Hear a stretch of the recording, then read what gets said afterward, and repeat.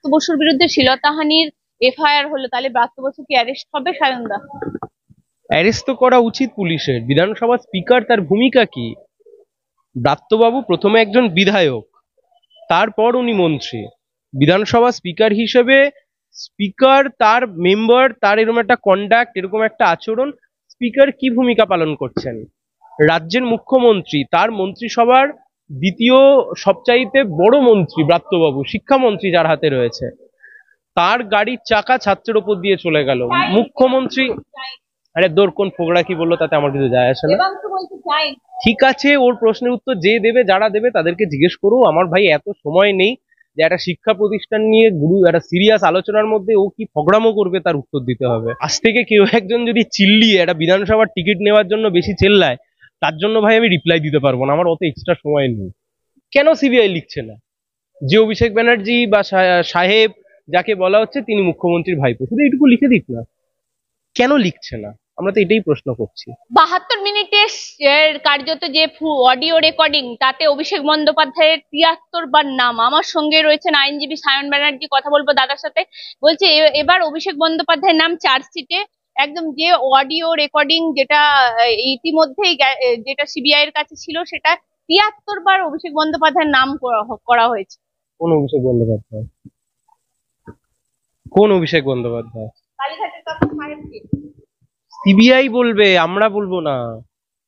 সেটাই আমরা বারবার বলছি যে তুমি জানো অভিষেক বন্দ্যোপাধ্যায় মানে মুখ্যমন্ত্রীর ভাইপো, আমি জানি অভিষেক বন্দ্যোপাধ্যায় মানে মুখ্যমন্ত্রীর ভাইপো, গোটা রাজ্যের 10 কোটি মানুষ জানে, বিশ্বাস করে, মানে অভিষেক ব্যানার্জি মানে মমতা ব্যানার্জির ভাইপো, মুখ্যমন্ত্রীর ভাইপো। এই কথাটুকু চার্জশিটে লিখতে কেন আটকাচ্ছে?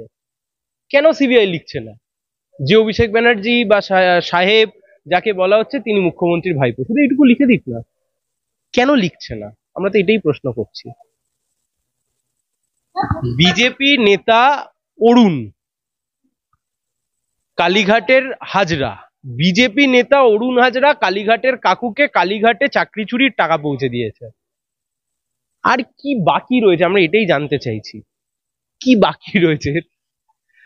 দেখুন, সিবিআই চাইবে না এই কেসের নিষ্পত্তি করতে, শেষ করতে, আসল অপরাধীদেরকে ধরতে। কারণ অপরাধীদের একটা অংশ এখন দেখা যাচ্ছে বিজেপির নেতা। মমতা ব্যানার্জির ভাইপো সুন্দর করে সেটিং করে বসে আছে দিল্লির বিজেপির সাথে। শুভেন্দু বাবু এখানে যত খুশি চেল্লাক, কিচ্ছু যায় আসে না, কিচ্ছু যায় আসে না। আর কি করবে আমরা তো এটাই জানতে চাইছি। লিপস অ্যান্ড বাউন্স নিয়ে প্রথম আমরা তথ্য সামনে এনেছিলাম কমরেড গৌতম দেব, 2014-15 সাল, আজকে 10 বছর হয়ে গেল। আপনি আমাকে বলুন কি করেছে আর কি করবে, আমরা এটাই জানতে চাইছি। তো এতদিন তো চার্জশিটে নাম দেয়নি অভিষেক বন্দ্যোপাধ্যায়, এবার চার্জশিটে নাম দিয়েছে সায়নদা। নো নো নো, বলেছে কনভারসেশনে অভিষেক বন্দ্যোপাধ্যায় নাম উঠে এসছে। আমরা এটাই জানতে চাইছি কোন অভিষেক বন্দ্যোপাধ্যায়। আমরা একটা অভিষেক বন্দ্যোপাধ্যায়কে চিনি, তিনি মুখ্যমন্ত্রীর ভাইপো। এটা কি সেই অভিষেক বন্দ্যোপাধ্যায়? যদি সেই অভিষেক বন্দ্যোপাধ্যায় হয়ে থাকে তাহলে সিবিআই কেন সৎসাহস করে লিখছে না? কি বোঝাপড়ার জন্য? আমরা এটাই জানতে চাইছি, কোন বোঝাপড়ার জন্য? এই সিবিআই, এই মোদিজির সিবিআই, এই কেন্দ্রীয় সরকারের সিবিআই তো বলেছিল চোরেদেরকে জেল খাটাবো। তাহলে আজকে যখন অভিষেক বন্দ্যোপাধ্যায় নাম আসলো, কিন্তু কে অভিষেক বন্দ্যোপাধ্যায় সেটার পরিষ্কার হচ্ছে না কেন? শুভেন্দু বাবুকে উত্তর দিতে হবে, বিজেপির নেতাদেরকে উত্তর দিতে হবে।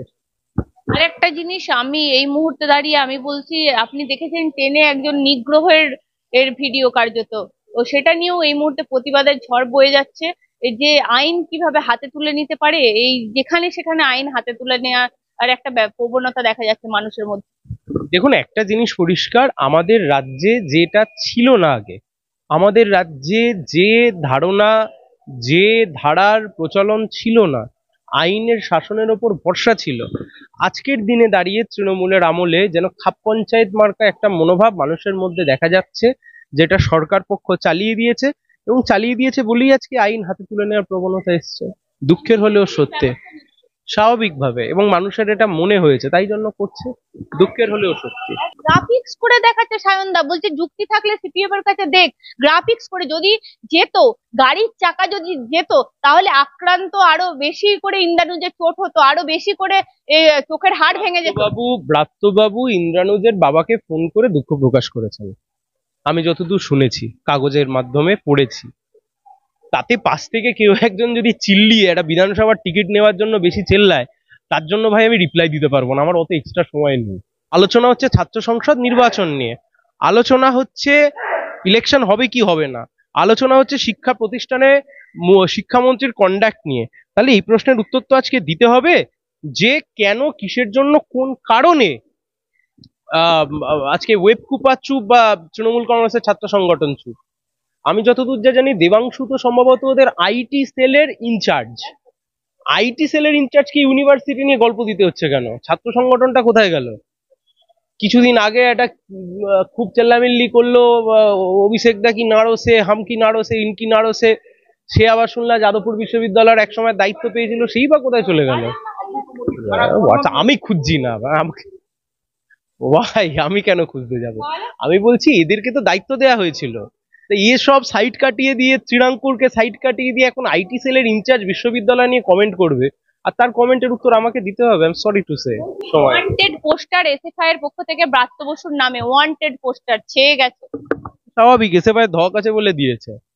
শুভেন্দু বাবুর সাথে দেখা হবে তোমার এর মাঝে? যদি হয়, যদি হয় আমার নাম করে বলবে আমি জিজ্ঞাসা করেছি। ওসব তমলুকে ছোড়া টোড়া বলে পাশ কাটাতে বারণ করবে, বলবে আমি জিজ্ঞাসা করেছি। ব্রাত্য বসুর গাড়ির চাকা, শিক্ষামন্ত্রীর গাড়ির চাকা ছাত্রের ওপর দিয়ে চলে গেছে।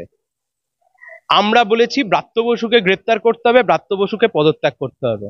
শুভেন্দু অধিকারী একজন বিরোধী দলনেতা হিসেবে এর সাথে সহমত পোষণ করছেন, হ্যাঁ কি না, এর কোনো মাঝামাঝি নেই।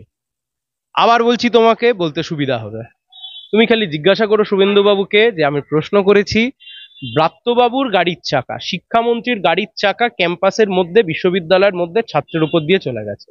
ব্রাত্য বসুকে পদত্যাগ করতে হবে এই কারণে, ব্রাত্য বসুকে গ্রেপ্তার করতে হবে। উনি কি এই দাবির সাথে সহমত? যদি সহমত হয়ে থাকেন তাহলে এতদিন চুপ আছেন কেন? আর যদি সহমত না হয়ে থাকেন তাহলে বিজেপির ঝান্ডা নিয়ে তৃণমূল করছেন কেন? সরাসরি তৃণমূল করুন।